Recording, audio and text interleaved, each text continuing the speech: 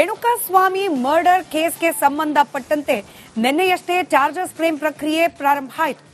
ಇದರ ನಡುವೆನೇ ಇದೀಗ ಪ್ರಕರಣದ ಆರೋಪಿ ಸಂಖ್ಯೆ 1 ಪವಿತ್ರ ಗೌಡ ಬೇಲ್ ರದ್ದು ಮಾಡಿದ್ದ ಸುಪ್ರೀಂ ಕೋರ್ಟ್ನ ಆದೇಶವನ್ನ ಪ್ರಶ್ನಿಸಿ ಇದೀಗ ಪುನರ್ ಪರಿಶೀಲನಾ ಅರ್ಜಿಯನ್ನ ಸಲ್ಲಿಕೆ ಮಾಡಿದ್ದಾರೆ. ಪವಿತ್ರ ಗೌಡ ಜಾಮೀನು ರದ್ದು ಮಾಡಿತ್ತು ಸುಪ್ರೀಂ ಕೋರ್ಟ್. ಹೈಕೋರ್ಟ್ ನೀಡಿದ್ದ ಜಾಮೀನು ರದ್ದು ಅದನ್ನೇ ಎತ್ತಿ ಹಿಡಿದಿತ್ತು ಸುಪ್ರೀಂ ಕೋರ್ಟ್. ಹೈಕೋರ್ಟ್ನಲ್ಲಿ ನೀಡಲಾಗಿದ್ದ ಜಾಮೀನನ್ನು ರದ್ದು ಮಾಡಿತ್ತು ಸುಪ್ರೀಂ ಕೋರ್ಟ್. ಇದೀಗ ಸುಪ್ರೀಂ ಕೋರ್ಟ್ನ ಜಾಮೀನು ರದ್ದತಿಯ ನಿರ್ಧಾರದ ವಿರುದ್ಧ ಪುನರ್ ಪರಿಶೀಲನಾ ಅರ್ಜಿಯನ್ನ ಸಲ್ಲಿಕೆ ಮಾಡಿದ್ದಾರೆ ಪವಿತ್ರ ಗೌಡ ಪರ ವಕೀಲರು. ಗುರುವಾರ ಪುನರ್ ಪರಿಶೀಲನಾ ಅರ್ಜಿ ವಿಚಾರಣೆಗೆ ಸುಪ್ರೀಂ ಕೋರ್ಟ್ ಕೈಗೆತ್ತಿಕೊಳ್ಳೋ ಸಾಧ್ಯತೆ ಇದೆ. ರೇಣುಕಾಸ್ವಾಮಿ ಮರ್ಡರ್ ಕೇಸ್ಗೆ ಸಂಬಂಧಪಟ್ಟಂತೆ ಈ ಕ್ಷಣದ ಬಿಗ್ ಅಪ್ಡೇಟ್ ಇದು. ಮತ್ತೊಮ್ಮೆ ಸುಪ್ರೀಂ ಕೋರ್ಟ್ನ ಕದ ತಟ್ಟಿದ್ದಾರೆ ಪವಿತ್ರ ಗೌಡ ಪರ ವಕೀಲರು. ಪುನರ್ ಪರಿಶೀಲನಾ ಅರ್ಜಿಯನ್ನ ಸಲ್ಲಿಕೆ ಮಾಡಿದ್ದಾರೆ. ಹೈಕೋರ್ಟ್ ನೀಡಿದ್ದ ಜಾಮೀನನ್ನ ಸುಪ್ರೀಂ ಕೋರ್ಟ್ ರದ್ದು ಮಾಡಿತ್ತು. ಇದೀಗ ಸುಪ್ರೀಂ ಕೋರ್ಟ್ನ ಆದೇಶವನ್ನ ಪ್ರಶ್ನಿಸಿ ಪುನರ್ ಪರಿಶೀಲನಾ ಅರ್ಜಿಯನ್ನ ಸಲ್ಲಿಕೆ ಮಾಡುತ್ತಿದ್ದಾರೆ. ಇದೇ ಗುರುವಾರ ಪವಿತ್ರ ಗೌಡ ಅವರು ಸಲ್ಲಿಸಿರುವ ಈ ಪುನರ್ ಪರಿಶೀಲನಾ ಅರ್ಜಿ ವಿಚಾರಣೆಯನ್ನ ಸುಪ್ರೀಂ ಕೋರ್ಟ್ ಕೈಗೆತ್ತಿಕೊಳ್ಳೋ ಸಾಧ್ಯತೆ ಇದೆ. ಮತ್ತಷ್ಟು ಡೀಟೇಲ್ಸ್ ನಮ್ಮ ಪ್ರತಿನಿಧಿ ಅರವಿಂದ್ ನೀಡ್ತಾರೆ, ದೂರವಾಣಿ ಸಂಪರ್ಕದಲ್ಲಿದ್ದಾರೆ. ಅರವಿಂದ್, ನೆನೆಯಷ್ಟೇ ಚಾರ್ಜಸ್ ಫ್ರೇಮ್ ಆಗಿದೆ. ಇದೀಗ ಮತ್ತೊಮ್ಮೆ ಬೇಲ್ಗಾಗಿ ಸುಪ್ರೀಂ ಕೋರ್ಟ್ನ ಕದ ತಟ್ಟಿದ್ದಾರೆ ಪವಿತ್ರ ಗೌಡ ಪರ ವಕೀಲರು. ಡೀಟೇಲ್ಸ್ ಹಂಚಿಕೊಳ್ಳೋದಾದ್ರೆ ಸ್ಮಿತಾ, ರೇಣುಕಾಸ್ವಾಮಿ ಹತ್ಯೆ ಪ್ರಕರಣ ಸಂಬಂಧಪಟ್ಟಂತೆ ಈ ಹಿಂದೆಯೇ ಸುಪ್ರೀಂ ಕೋರ್ಟ್ ಜಾಮೀನನ್ನ ರದ್ದು ಮಾಡಿ ಎಲ್ಲ ಡಿ ಗ್ಯಾಂಗ್ ಎಲ್ಲರನ್ನು ಕೂಡ ಪರಪ್ಪನಾಗ್ರಹಾರಕ್ಕೆ ಕಳಿಸಿರುವಂತದ್ದು. ಈಗಾಗಲೇ ಅವರು ಸೆರೆವಾಸ ಕೂಡ ಅನುಭವಿಸ್ತಿದ್ದಾರೆ. ನಿನ್ನೆ ತಾನೇ ಚಾರ್ಜ್ ಫ್ರೇಮ್ ಮಾಡುವಂತ ಕೆಲಸ, ಅಂದ್ರೆ ದೋಷಾರೋಪಣೆ ಮಾಡುವಂತ ಕೆಲಸ ಕೂಡ ಆಗಿರುವಂತದ್ದು. ನವೆಂಬರ್ 10ಕ್ಕೆ ಆ ವಿಷಯವಾಗಿ ವಿಚಾರಣೆ ಕೂಡ ನಡೆಯುತ್ತೆ.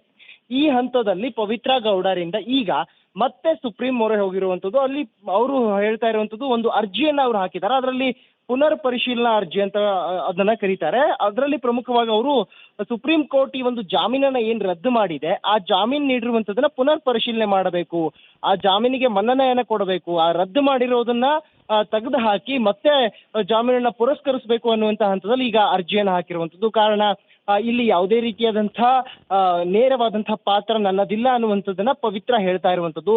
ನಾನು ಯಾವುದೇ ರೀತಿಯಾಗಿ ರೇಣುಕಾಸ್ವಾಮಿಯ ಮೇಲೆ ಹಲ್ಲೆ ಮಾಡಿಲ್ಲ, ನಾನು ಆತನನ್ನ ಕೊಲೆ ಮಾಡಿಲ್ಲ ಅನ್ನುವಂತ ಹಂತದಲ್ಲ ಆಕೆ ನೇರವಾಗಿ ಪಾತ್ರ ಇಲ್ಲ, ನನ್ನನ್ನ ಸುಖಾಸುಮ್ಮನೆಯಲ್ಲಿ ಆಗ್ತಾ ಇದೆ ಅನ್ನುವಂತ ಹಂತದಲ್ಲ ಆಕೆ ಕೆಲವು ಅದರಲ್ಲಿ ಅಂಶಗಳನ್ನ ಉಲ್ಲೇಖಿಸಿ ಪುನರ್ ಪರಿಶೀಲನೆ ಮಾಡಬೇಕು, ಆ ಒಂದು ರದ್ದತಿ ಮಾಡಿರುವಂತಹ ಜಾಮೀನು ಏನಿದೆ ಅದನ್ನ ಪುನರ್ ಪರಿಶೀಲನೆ ಮಾಡಿ ಮತ್ತೆ ಜಾಮೀನು ನೀಡಬೇಕು ಅನ್ನುವಂತ ಹಂತದಲ್ಲಿ ಆಕೆ ಅರ್ಜಿಯನ್ನ ಸಲ್ಲಿಕೆ ಮಾಡಿರುವಂತದ್ದು. ಆ ಆದೇಶ ಏನಿದೆ ಪರಿಶೀಲನೆ ಮಾಡಬೇಕು ಅಂತ ಹೇಳಿ ಈಗ ಅರ್ಜಿ ಸಲ್ಲಿಕೆ ಮಾಡಿದ್ದಾರೆ. ಆ ಒಂದು ವಿಚಾರಣೆ ಗುರುವಾರ ಮತ್ತೆ ಸುಪ್ರೀಂ ಕೋರ್ಟ್ ಕೈಗೆತ್ತಿಕೊಳ್ಳುತ್ತೆ. ಅಲ್ಲಿ ಪವಿತ್ರ ಗೌಡ ಹಾಕಿರುವಂತಹ ಅರ್ಜಿ ಸಂಬಂಧಪಟ್ಟಂತೆ ವಿಚಾರಣೆ ಕೂಡ ನಡೆಯುತ್ತೆ. ಸ್ಮಿತಾ, ಧನ್ಯವಾದ ಅರವಿಂದ್ ಮಾಹಿತಿಗಾಗಿ.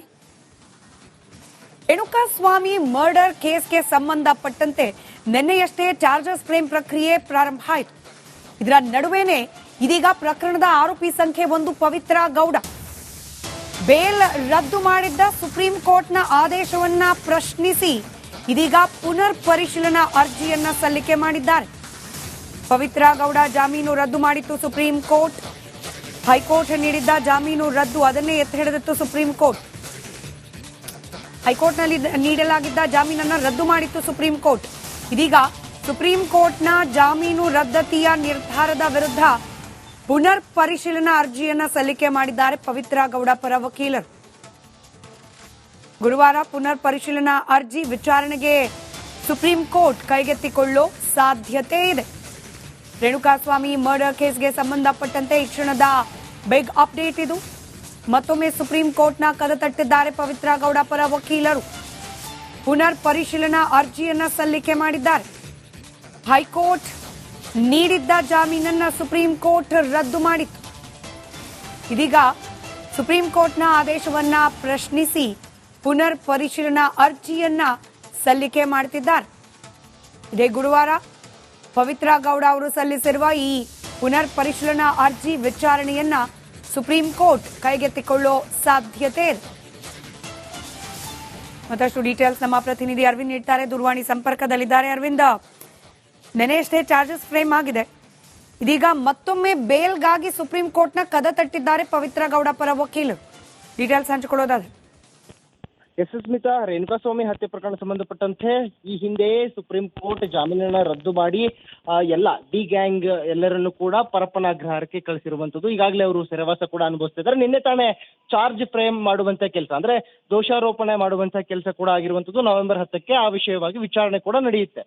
ಈ ಹಂತದಲ್ಲಿ ಪವಿತ್ರ ಗೌಡರಿಂದ ಈಗ ಮತ್ತೆ ಸುಪ್ರೀಂ ಮೊರೆ ಹೋಗಿರುವಂತದ್ದು. ಅಲ್ಲಿ ಅವರು ಹೇಳ್ತಾ ಇರುವಂತದ್ದು, ಒಂದು ಅರ್ಜಿಯನ್ನ ಅವರು ಹಾಕಿದ್ದಾರೆ. ಅದರಲ್ಲಿ ಪುನರ್ ಪರಿಶೀಲನಾ ಅರ್ಜಿ ಅಂತ ಅದನ್ನ ಕರೀತಾರೆ. ಅದರಲ್ಲಿ ಪ್ರಮುಖವಾಗಿ ಅವರು ಸುಪ್ರೀಂ ಕೋರ್ಟ್ ಈ ಒಂದು ಜಾಮೀನನ್ನ ಏನ್ ರದ್ದು ಮಾಡಿದೆ, ಆ ಜಾಮೀನ್ ನೀಡಿರುವಂತದನ್ನ ಪುನರ್ ಪರಿಶೀಲನೆ ಮಾಡಬೇಕು, ಆ ಜಾಮೀನಿಗೆ ಮನ್ನಣೆಯನ್ನ ಕೊಡಬೇಕು, ಆ ರದ್ದು ಮಾಡಿರೋದನ್ನ ತೆಗೆದು ಹಾಕಿ ಮತ್ತೆ ಜಾಮೀನನ್ನ ಪುರಸ್ಕರಿಸಬೇಕು ಅನ್ನುವಂತ ಹಂತದಲ್ಲಿ ಈಗ ಅರ್ಜಿಯನ್ನ ಹಾಕಿರುವಂತದ್ದು. ಕಾರಣ ಇಲ್ಲಿ ಯಾವುದೇ ರೀತಿಯಾದಂತಹ ನೇರವಾದಂತಹ ಪಾತ್ರ ನನ್ನದಿಲ್ಲ ಅನ್ನುವಂಥದ್ದನ್ನ ಪವಿತ್ರ ಹೇಳ್ತಾ ಇರುವಂತದ್ದು.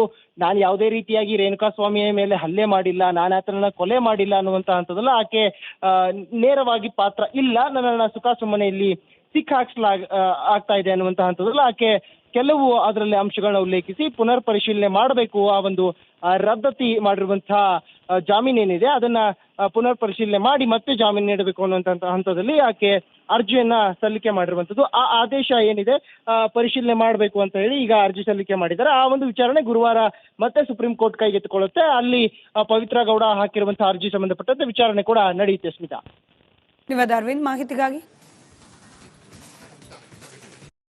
ರೇಣುಕಾಸ್ವಾಮಿ ಮರ್ಡರ್ ಕೇಸ್ಗೆ ಸಂಬಂಧಪಟ್ಟಂತೆ ನಿನ್ನೆಯಷ್ಟೇ ಚಾರ್ಜಸ್ ಫ್ರೇಮ್ ಪ್ರಕ್ರಿಯೆ ಪ್ರಾರಂಭ ಆಯಿತು. ಇದರ ನಡುವೆನೆ ಇದೀಗ ಪ್ರಕರಣದ ಆರೋಪಿ ಸಂಖ್ಯೆ 1 ಪವಿತ್ರ ಗೌಡ ಬೇಲ್ ರದ್ದು ಮಾಡಿದ್ದ ಸುಪ್ರೀಂ ಕೋರ್ಟ್ನ ಆದೇಶವನ್ನ ಪ್ರಶ್ನಿಸಿ ಇದೀಗ ಪುನರ್ ಪರಿಶೀಲನಾ ಅರ್ಜಿಯನ್ನ ಸಲ್ಲಿಕೆ ಮಾಡಿದ್ದಾರೆ. ಪವಿತ್ರ ಗೌಡ ಜಾಮೀನು ರದ್ದು ಮಾಡಿತ್ತು ಸುಪ್ರೀಂ ಕೋರ್ಟ್. ಹೈಕೋರ್ಟ್ ನೀಡಿದ್ದ ಜಾಮೀನು ರದ್ದು ಅದನ್ನೇ ಎತ್ತಿ ಹಿಡಿದಿತ್ತು ಸುಪ್ರೀಂ ಕೋರ್ಟ್. ಹೈಕೋರ್ಟ್ನಲ್ಲಿ ನೀಡಲಾಗಿದ್ದ ಜಾಮೀನನ್ನ ರದ್ದು ಮಾಡಿತ್ತು ಸುಪ್ರೀಂ ಕೋರ್ಟ್. ಇದೀಗ ಸುಪ್ರೀಂ ಕೋರ್ಟ್ನ ಜಾಮೀನು ರದ್ದತಿಯ ನಿರ್ಧಾರದ ವಿರುದ್ಧ ಪುನರ್ ಪರಿಶೀಲನಾ ಅರ್ಜಿಯನ್ನ ಸಲ್ಲಿಕೆ ಮಾಡಿದ್ದಾರೆ ಪವಿತ್ರ ಗೌಡ ಪರ ವಕೀಲರು.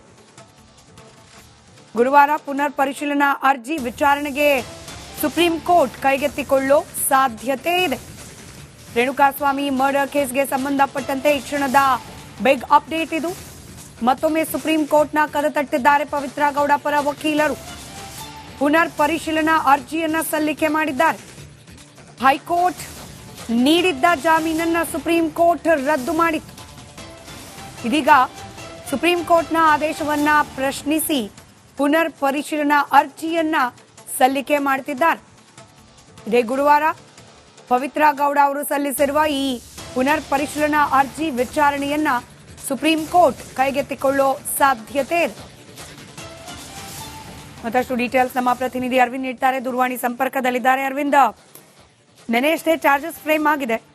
ಇದೀಗ ಮತ್ತೊಮ್ಮೆ ಬೇಲ್ಗಾಗಿ ಸುಪ್ರೀಂ ಕೋರ್ಟ್ನ ಕದ ತಟ್ಟಿದ್ದಾರೆ ಪವಿತ್ರ ಗೌಡ ಪರ ವಕೀಲರು. ಡೀಟೇಲ್ಸ್ ಹಂಚಿಕೊಳ್ಳೋದಾದ್ರೆ. ಸ್ಮಿತಾ, ರೇಣುಕಾಸ್ವಾಮಿ ಹತ್ಯೆ ಪ್ರಕರಣ ಸಂಬಂಧಪಟ್ಟಂತೆ ಈ ಹಿಂದೆಯೇ ಸುಪ್ರೀಂ ಕೋರ್ಟ್ ಜಾಮೀನನ್ನ ರದ್ದು ಮಾಡಿ ಎಲ್ಲ ಡಿ ಗ್ಯಾಂಗ್ ಎಲ್ಲರನ್ನು ಕೂಡ ಪರಪ್ಪನಾಗ್ರಹಾರಕ್ಕೆ ಕಳಿಸಿರುವಂತದ್ದು. ಈಗಾಗಲೇ ಅವರು ಸೆರೆವಾಸ ಕೂಡ ಅನುಭವಿಸ್ತಿದ್ದಾರೆ. ನಿನ್ನೆ ತಾನೇ ಚಾರ್ಜ್ ಫ್ರೇಮ್ ಮಾಡುವಂತ ಕೆಲಸ, ಅಂದ್ರೆ ದೋಷಾರೋಪಣೆ ಮಾಡುವಂತ ಕೆಲಸ ಕೂಡ ಆಗಿರುವಂತದ್ದು. ನವೆಂಬರ್ 10ಕ್ಕೆ ಆ ವಿಷಯವಾಗಿ ವಿಚಾರಣೆ ಕೂಡ ನಡೆಯುತ್ತೆ. ಈ ಹಂತದಲ್ಲಿ ಪವಿತ್ರ ಗೌಡರಿಂದ ಈಗ ಮತ್ತೆ ಸುಪ್ರೀಂ ಮೊರೆ ಹೋಗಿರುವಂತದ್ದು. ಅಲ್ಲಿ ಅವರು ಹೇಳ್ತಾ ಇರುವಂತದ್ದು, ಒಂದು ಅರ್ಜಿಯನ್ನ ಅವರು ಹಾಕಿದ್ದಾರೆ. ಅದರಲ್ಲಿ ಪುನರ್ ಪರಿಶೀಲನಾ ಅರ್ಜಿ ಅಂತ ಅದನ್ನ ಕರೀತಾರೆ. ಅದರಲ್ಲಿ ಪ್ರಮುಖವಾಗಿ ಅವರು ಸುಪ್ರೀಂ ಕೋರ್ಟ್ ಈ ಒಂದು ಜಾಮೀನನ್ನ ಏನ್ ರದ್ದು ಮಾಡಿದೆ, ಆ ಜಾಮೀನ್ ನೀಡಿರುವಂತದನ್ನ ಪುನರ್ ಪರಿಶೀಲನೆ ಮಾಡಬೇಕು, ಆ ಜಾಮೀನಿಗೆ ಮನ್ನಣೆಯನ್ನ ಕೊಡಬೇಕು, ಆ ರದ್ದು ಮಾಡಿರೋದನ್ನ ತೆಗೆದು ಹಾಕಿ ಮತ್ತೆ ಜಾಮೀನನ್ನ ಪುರಸ್ಕರಿಸಬೇಕು ಅನ್ನುವಂತ ಹಂತದಲ್ಲಿ ಈಗ ಅರ್ಜಿಯನ್ನ ಹಾಕಿರುವಂತದ್ದು. ಕಾರಣ ಇಲ್ಲಿ ಯಾವುದೇ ರೀತಿಯಾದಂತಹ ನೇರವಾದಂತಹ ಪಾತ್ರ ನನ್ನದಿಲ್ಲ ಅನ್ನುವಂಥದ್ದನ್ನ ಪವಿತ್ರ ಹೇಳ್ತಾ ಇರುವಂತದ್ದು. ನಾನು ಯಾವುದೇ ರೀತಿಯಾಗಿ ರೇಣುಕಾಸ್ವಾಮಿಯ ಮೇಲೆ ಹಲ್ಲೆ ಮಾಡಿಲ್ಲ, ನಾನು ಆತನನ್ನ ಕೊಲೆ ಮಾಡಿಲ್ಲ ಅನ್ನುವಂತ ಹಂತದಲ್ಲ ಆಕೆ ನೇರವಾಗಿ ಪಾತ್ರ ಇಲ್ಲ, ನನ್ನನ್ನ ಸುಖಾಸುಮ್ಮನೆಯಲ್ಲಿ ಆಗ್ತಾ ಇದೆ ಅನ್ನುವಂತ ಹಂತದಲ್ಲ ಆಕೆ ಕೆಲವು ಅದರಲ್ಲಿ ಅಂಶಗಳನ್ನ ಉಲ್ಲೇಖಿಸಿ ಪುನರ್ ಪರಿಶೀಲನೆ ಮಾಡಬೇಕು, ಆ ಒಂದು ರದ್ದತಿ ಮಾಡಿರುವಂತಹ ಜಾಮೀನು ಏನಿದೆ ಅದನ್ನ ಪುನರ್ ಪರಿಶೀಲನೆ ಮಾಡಿ ಮತ್ತೆ ಜಾಮೀನು ನೀಡಬೇಕು ಅನ್ನುವಂತ ಹಂತದಲ್ಲಿ ಆಕೆ ಅರ್ಜಿಯನ್ನ ಸಲ್ಲಿಕೆ ಮಾಡಿರುವಂತದ್ದು. ಆ ಆದೇಶ ಏನಿದೆ ಪರಿಶೀಲನೆ ಮಾಡಬೇಕು ಅಂತ ಹೇಳಿ ಈಗ ಅರ್ಜಿ ಸಲ್ಲಿಕೆ ಮಾಡಿದ್ದಾರೆ. ಆ ಒಂದು ವಿಚಾರಣೆ ಗುರುವಾರ ಮತ್ತೆ ಸುಪ್ರೀಂ ಕೋರ್ಟ್ ಕೈಗೆತ್ತಿಕೊಳ್ಳುತ್ತೆ. ಅಲ್ಲಿ ಪವಿತ್ರ ಗೌಡ ಹಾಕಿರುವಂತಹ ಅರ್ಜಿ ಸಂಬಂಧಪಟ್ಟಂತೆ ವಿಚಾರಣೆ ಕೂಡ ನಡೆಯುತ್ತೆ. ಸ್ಮಿತಾ, ಧನ್ಯವಾದ ಅರವಿಂದ್ ಮಾಹಿತಿಗಾಗಿ.